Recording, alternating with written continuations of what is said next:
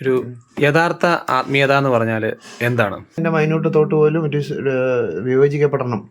അത് ദൈവത്തിൽ നിന്നുള്ളതാണോ, പിശാചിൽ നിന്നുള്ളതാണോ, അതോ മനുഷ്യൻ്റെ ശരീരത്തിൽ നിന്നുള്ളതാണോ? ഇതിന് വിവേചിക്കപ്പെട്ടിട്ട് ആത്മാവിൻ്റെ പ്രേരണകളെ കൃത്യമായ രീതിയിൽ മനസ്സിലാക്കി മുന്നോട്ട് പോകുന്നതാണ് യഥാർത്ഥ ആത്മീയത, ആത്മീയ ജീവിതം എന്നൊക്കെ പറയുന്നത്. അപ്പം എനിക്ക് എങ്ങനെയാണ് ഒരു യഥാർത്ഥ ആത്മീയതയിലേക്ക് എത്താൻ പറ്റുക? യഥാർത്ഥ ആത്മീയതയിലേക്ക് എത്തുക പറ്റുക എന്ന് പറഞ്ഞാൽ, അല്ല, ഈശോ ആഗ്രഹിക്കുന്നത് പോലെ ഒരു പ്രാർത്ഥനാ ജീവിതം എനിക്ക് എങ്ങനെ, ഒരു ആത്മീയ ജീവിതം എനിക്ക് എങ്ങനെ ഉണ്ടാക്കാൻ പറ്റും? ഈശോ ആഗ്രഹിക്കുന്നത് നമുക്ക് വെളിപ്പെടുത്തി കിട്ടണമല്ലോ. നമുക്ക് ഓരോ സമയത്തും ഈശോ എന്നിൽ നിന്ന് എന്താണ് ആഗ്രഹിക്കുന്നത് എന്നുള്ളത് ജനറൽ ആയിട്ടുള്ള ഒരു ലൈഫിൻ്റെ തീരുമാനം മാത്രമല്ല. ഓരോ എൻ്റെ മൊമെൻറ്റിലും ഞാൻ അടുത്തത് എന്താ ചെയ്യാൻ പോകേണ്ടത്, ചിന്തിക്കേണ്ടത്, പ്രവർത്തിക്കേണ്ടത്, തീരുമാനിക്കേണ്ടത് എന്നുള്ളതെല്ലാം ദൈവിക പദ്ധതിയുടെ ഭാഗമാണ്. അത് ഞാൻ തിരിച്ചറിയണം. അതാണ് ഈശോയുടെ പദ്ധതി അനുസരിച്ച് ഓരോ നിമിഷത്തെ തീരുമാനിക്കണം. അതിനു വേണ്ടിയിട്ടാണ് ദൈവം നമുക്ക് പരിശുദ്ധാത്മാവിനെ തന്നിരിക്കുന്നത്, സഹായകനായിട്ട്. ഇപ്പോൾ പെടാന്ന് നമുക്ക് ഉത്തരം കിട്ടും ചോദിച്ചാൽ അത് പരിശുദ്ധാത്മാവിനോട്. അപ്പോൾ അതാണ് ആത്മാവിൽ നയിക്കപ്പെടുക, ആത്മാവിൻ്റെ പ്രേരണയിൽ വ്യാപരിക്കുക എന്ന് റോമ 8 ഗലാത്യ 5 പറയുന്ന സാധനം. അത് ഇപ്പം കൈയാണ്. അപ്പം ഇത് കേട്ടോണ്ടിരിക്കുന്ന ഒരാൾക്കേ അപ്പം ഞാൻ യഥാർത്ഥ ആത്മീയത ആണോ, അല്ലെങ്കിൽ എനിക്കിങ്ങനെ അയാളുടെ സ്വന്തം ഇഷ്ടത്തിന് ആണോ കൂടുതൽ പ്രാധാന്യം കൊടുക്കുന്നത്, അതോ ദൈവ ഇഷ്ടത്തിനാണോ കൂടുതൽ പ്രാധാന്യം കൊടുക്കുന്നത് എന്നുള്ളത് അയാളുടെ പേഴ്സണൽ ചോയ്സാണ്.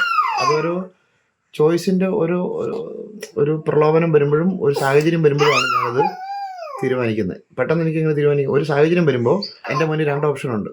ഒന്നെങ്കിൽ എൻ്റെ തീരുമാനം, അതല്ലെങ്കിൽ ഇപ്പോൾ ഉദാഹരണം പറഞ്ഞു കഴിഞ്ഞാൽ എനിക്ക് വൈകുന്നേരം ഞാൻ കിടക്കാൻ പോകുന്നു. എനിക്ക് 2 ഓപ്ഷനുണ്ട്. വേണമെങ്കിൽ എനിക്ക് മൊബൈൽ നോക്കിക്കൊണ്ടിരിക്കാം, അതല്ലെങ്കിൽ എനിക്ക് ബൈബിൾ വായിച്ച് പേഴ്സണലി പ്രാർത്ഥിച്ചിട്ട് ആ സമയത്തെ അല്പം കൂടി ഫ്രൂട്ട്ഫുൾ ആക്കാം.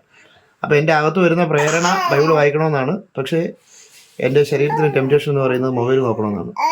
ഞാൻ ഏതിന് പ്രയോറിറ്റി കൊടുക്കുന്നു അത് തീരുമാനിക്കും ഞാൻ ആത്മീയ ജീവിതം നയിക്കുന്നതാണോ അല്ലയോ. അപ്പം അതായത് ഇപ്പം ഞാൻ എൻ്റെ ആത്മാവിൻ്റെ പ്രചോദനങ്ങളൊക്കെ ജീവിക്കുമ്പോൾ ഞാൻ യഥാർത്ഥ ആത്മീയനായിട്ട് മാറും. എൻ്റെ ആത്മാവിൻ്റെ അല്ല, പരിശുദ്ധാത്മാവായിട്ട് ഓൾറെഡി കണക്റ്റഡ് ആകണം. അപ്പം നമുക്ക് പെട്ടെന്ന് കിട്ടത്തില്ല. ഉദാഹരണം ഞാൻ കൃത്യമായിട്ട് പറയാം. ഈശോയ്ക്ക് മരുഭൂമിയിൽ പ്രലോഭനം ഉണ്ടായി എന്ന് പറയുന്നുണ്ട്. അതിന് തുടക്കത്തിലെ വചനം എങ്ങനെയാണ്? അവൻ ആത്മാവ് നിറഞ്ഞവനായി ഗലീലയിലേക്ക് മടങ്ങി, പരിശുദ്ധാത്മാവ് അവനെ മരുഭൂമിയിലേക്ക് നയിച്ചു എന്നാണ്. അപ്പോൾ പരിശുദ്ധാത്മാവ് ഈശോയിൽ തൊട്ടു മുന്നേ മാമോദിസയിൽ പരിശുദ്ധാത്മാവ് നിറഞ്ഞ ആ പരിശുദ്ധാത്മാവ് ഈശോയെ പ്രലോഭനം ഉണ്ടാകാൻ വേണ്ടി മരുഭൂമിയിലേക്ക് നയിക്കുമോ? ഇപ്പോഴും ഇടുന്നുണ്ടോ? പരിശുദ്ധാത്മാവ് ഈശോയെ ഒരിക്കലും മരുഭൂമി പ്രലോഭനത്തിന് വേണ്ടിയിട്ട് നയിക്കുമോ? അങ്ങനെയാണ് ബൈബിളിൽ എഴുതിയിരിക്കുന്നത്. ലൂക്കാ 4 വചനം അങ്ങനെയാണ്. പരിശുദ്ധാത്മാവ് മരുഭൂമിയിലേക്ക് നയിച്ചു പ്രലോഭനം ഉണ്ടാകാൻ. ഒരിക്കലും പരിശുദ്ധാത്മാവ് ഒരാളെ നിറഞ്ഞു കഴിഞ്ഞാൽ അയാളെ നേരിട്ട് പാപ സാഹചര്യങ്ങളിലേക്ക്, പ്രലോഭന സ്ഥലങ്ങളിലേക്ക് പരിശുദ്ധാത്മാവ് നയിക്കത്തില്ല. അപ്പം എന്താണ് അവിടെ ആ വചനത്തിൻ്റെ വ്യാഖ്യാനം? അതാണ് ഞാൻ പറഞ്ഞത്. ഈശോയുടെ അകത്ത് പരിശുദ്ധാത്മാവ് ഉണ്ടായിരുന്നത് കൊണ്ട് ആ സമയത്ത് വന്നതിനെ പ്രലോഭനമാണെന്ന് ഐഡൻറ്റിഫൈ ചെയ്യാൻ ആ സ്പിരിറ്റ്, ഹോളി സ്പിരിറ്റ് ഈശോയ്ക്ക് സഹായകമായി എന്ന് പറയുന്നത് പോലെ ആ മൊമെൻറ്റിൽ പ്രലോഭനം ഉണ്ടാകുന്ന സമയത്ത് ഇത് പ്രലോഭനമാണെന്ന് ഐഡൻറ്റിഫൈ ചെയ്യാൻ നമ്മളെ സഹായിക്കുന്നത് പരിശുദ്ധാത്മാവ്. അപ്പോൾ അത് ദൈവഹിതമാണോ അല്ലേ? അപ്പോൾ ഈശോയ്ക്ക് വിശന്നു എന്ന് പറയുന്നുണ്ട്. ഈശോയ്ക്ക് ഇതിന് ശേഷം വിശക്കുന്നുണ്ട്. 2 തവണ ഈശോയ്ക്ക് വിശക്കുന്നുണ്ട്. ഒരു തവണ വിശന്നപ്പോൾ അത് പാപമായിരുന്നു, ഒരു തവണ വിശന്നപ്പോൾ അത് പാപമല്ലായിരുന്നു.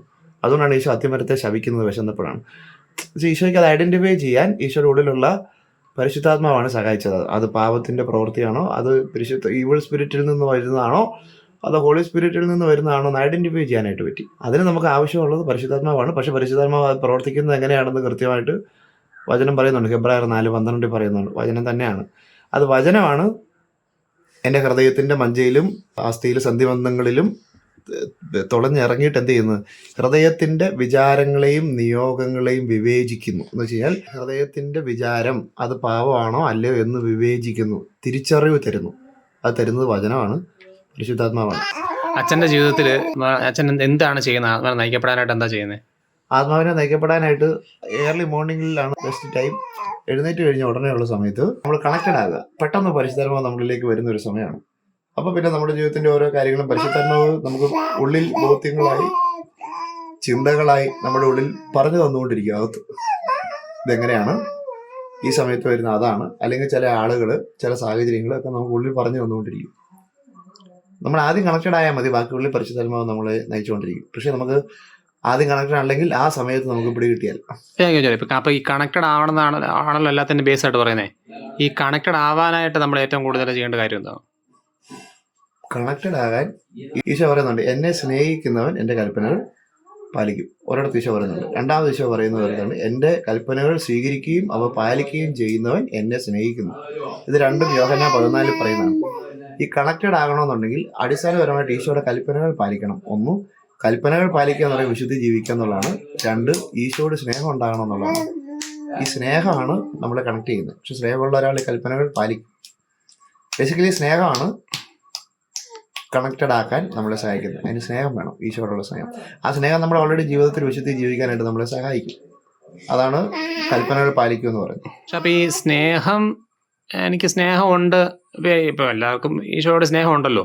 അപ്പോൾ അവർ രാവിലെ എഴുന്നേറ്റിട്ട് ഇങ്ങനെയൊക്കെ ആവാനൊക്കെ ശ്രമിക്കുമല്ലോ. പക്ഷെ നമുക്ക് ആ ഒരു ഇതിങ്ങനെ കേൾക്കുമ്പം എനിക്കിത് പ്രാക്ടീസ് ചെയ്യാനായിട്ട് കാര്യം പറഞ്ഞല്ലോ. എനിക്കിങ്ങനെ കണക്ഷൻ കൊണ്ട് എന്താ ഒരു പ്രാക്ടീസ് ചെയ്യാൻ വേണ്ടി എനിക്ക് ആ സ്നേഹം ഉണ്ടാവണം. ഇത് കേട്ട് കഴിയുമ്പോൾ ആ ഒരു സ്നേഹത്തിലേക്ക് എത്താൻ വേണ്ടി ഈശോയുടെ സ്നേഹം ഉണ്ടായി. ഇപ്പൊ നമുക്ക് ഇപ്പൊ ഉദാഹരണം പറഞ്ഞു കഴിഞ്ഞാല്, ഒരാൾ കല്യാണം കഴിക്കുന്നു അല്ലേ? കല്യാണം കഴിക്കുമ്പോൾ ഇപ്പൊ എനിക്ക് ഒരാളോട് ഭയങ്കര സ്നേഹമാണ്. കല്യാണം കഴിക്കാൻ വേണ്ടി പോകുമ്പോൾ എനിക്ക് അയാളോട് ഭയങ്കര സ്നേഹമായതിന്റെ പേരിൽ ഞാൻ അയാളെ കല്യാണം കഴിക്കുന്നു. ഒന്ന്, പക്ഷെ അയാൾക്ക് ശരിക്കും എന്നോട് വലിയ സ്നേഹം ഇങ്ങോട്ടില്ല. പക്ഷെ എനിക്ക് അയാളെ ഭയങ്കര ഇഷ്ടമാണ്, ഭയങ്കര സ്നേഹമാണ്. അതുകൊണ്ട് ഞാൻ അയാളെ കല്യാണം കഴിക്കുന്നു. ഒന്ന്. രണ്ടാമത്, വേറൊരാൾക്ക് എന്നെ ഭയങ്കര ഇഷ്ടമാണ്, എന്നെ ഭയങ്കര സ്നേഹമാണ്. പക്ഷെ എനിക്ക് അയാളോട് വലിയ താല്പര്യമില്ല. പക്ഷെ എന്നെ അയാൾക്ക് ഭയങ്കര ഇഷ്ടമാണ്. എൻ്റെ എല്ലാ കാര്യത്തിലും ശ്രദ്ധിക്കുന്നു, എന്നെ ഭയങ്കര കംഫർട്ടബിൾ ആക്കുന്നു, എൻ്റെ കാര്യത്തിൽ ഭയങ്കര കെയറിംഗ് ആണ്, ഭയങ്കര ഇഷ്ടമാണ്. അപ്പോൾ ഒരു നോർമലി ഒരാൾ ഇത് രണ്ട് ചോയ്സിൽ ഏത് ലൈഫിലായിരിക്കാം ഞാൻ കൂടുതൽ കംഫർട്ടബിൾ ആയിട്ട് പോകുന്നത്? എനിക്ക് ഏറ്റവും കൂടുതൽ എന്നെ ഇങ്ങോട്ട് സ്നേഹം തരുന്ന ആളാണ്. അതായത് എനിക്ക് അയാളെ ഭയങ്കര ഇഷ്ടമാണ്, പക്ഷെ അയാൾക്ക് എന്നെ താല്പര്യമില്ല. ഞാൻ നിർബന്ധിച്ച് ബഹളം ഉണ്ടാക്കി അയാളെ നിർബന്ധിച്ച് ബ്ലാക്ക് മെയിൽ ചെയ്ത് കല്യാണം കഴിച്ചു. പക്ഷെ ആ ലൈഫ് അത്ര കംഫർട്ടബിൾ ആകണമെന്നൊരു നിർബന്ധമില്ല. എൻ്റെ ഒക്കെ ഒരു കാര്യം നടന്നു എന്നുള്ളതല്ലാതെ പിന്നെ സ്നേഹം വേണ്ടേ. പക്ഷെ മറ്റേന്ന് പറഞ്ഞു കഴിഞ്ഞാൽ അയാൾക്ക് എന്നോട് ഭയങ്കര സ്നേഹമാണ്. ഓട്ടോമാറ്റിക് ആയിട്ട് ഞാൻ എത്രേ ഉള്ളൂ, ഈശോയുടെ സ്നേഹത്തെ തിരിച്ചറിയാന്ന് പറയും. ഈശോ എന്നെ എന്തുമാത്രം സ്നേഹിച്ചു, ഇപ്പൊ എന്തുമാത്രം സ്നേഹിക്കുന്നു എന്ന് തിരിച്ചറിയുന്നതിന്റെ അളവിലാണ് ആ സ്നേഹത്തെ എനിക്ക് അങ്ങോട്ട് വരുള്ളൂ. അല്ലെ ചുമ്മാ ഈശോ സ്നേഹിക്കുന്നു പറഞ്ഞാൽ ഒരു പരിചയമില്ലാത്ത ഒരാളെ എനിക്ക് അങ്ങനെ സ്നേഹിക്കാൻ പറ്റും? അത് പറ്റിയല്ല. സ്നേഹിക്കണമെന്നുണ്ടെങ്കിൽ വചനം കൃത്യമായിട്ട് പറയുന്നുണ്ട്, അറിയണം. സ്നേഹിക്കണമെന്നുണ്ടെങ്കിൽ അറിയണം, തിരിച്ചറിയണം. അറിയുന്നതിന്റെ ആഴമനുസരിച്ച് ഞാൻ അയാളുടെ സ്നേഹത്തിൽ ആകും. യെസ്. അപ്പൊ നമ്മൾ ഈശോ എനിക്ക് വേണ്ടി എന്തൊരു കാര്യങ്ങൾ ചെയ്തു. ഇപ്പൊ എനിക്ക് കണ്ണ് തുറന്ന് കാണാൻ പറ്റുന്നുണ്ട്, എനിക്ക് ചെവി കേൾക്കാൻ പറ്റുന്നുണ്ട്, എനിക്ക് നടക്കാൻ പറ്റുന്നുണ്ട്. അതൊന്നും അല്ല ബേസിക് ആയിട്ട്, പക്ഷെ അത് ഈശോയുടെ സ്നേഹമാണ്. പിന്നെ ഏറ്റവും കൂടുതൽ അങ്ങേയറ്റത്തത് ഞാൻ നരകത്തിൽ പോകാതെ ഈശോ എനിക്ക് വേണ്ടിയിട്ട് മരിച്ചു എന്നുള്ളതാണ് അങ്ങേയറ്റത്തെ ആ സ്നേഹത്തിന്റെ. പരിശുദ്ധാത്മാവാണ് ശരിക്കും നമ്മൾ ഈശോയെ കണക്ട് ചെയ്യാൻ സഹായിക്കുന്നത്. അങ്ങനെയാണ്. പരിശുദ്ധാത്മാവ് ഉണ്ടെങ്കിൽ ഈശോ പറയുന്നത്, ഈശോ ഞാൻ സത്യമാണെന്ന് പറഞ്ഞു, പക്ഷെ അവൻ വന്ന് സത്യത്തിന്റെ പൂർണ്ണതയിലേക്ക് നയിക്കും. പൂർണ്ണത എന്ന് പറയുന്നത് ഈശോയാണ്, പരിശുദ്ധാത്മാവാണ് നമ്മളെ അതിലേക്ക് നയിക്കുന്നത്. അതിന്റെ ഈ ഈശോ ആവുന്ന സത്യത്തിലേക്ക് നയിക്കുന്നു. പരിശുദ്ധാത്മാവ് ഉണ്ടെങ്കിൽ നമുക്ക് ഈശോയിലേക്ക് വരാൻ പറ്റുള്ളൂ എന്നുള്ളതാണ്.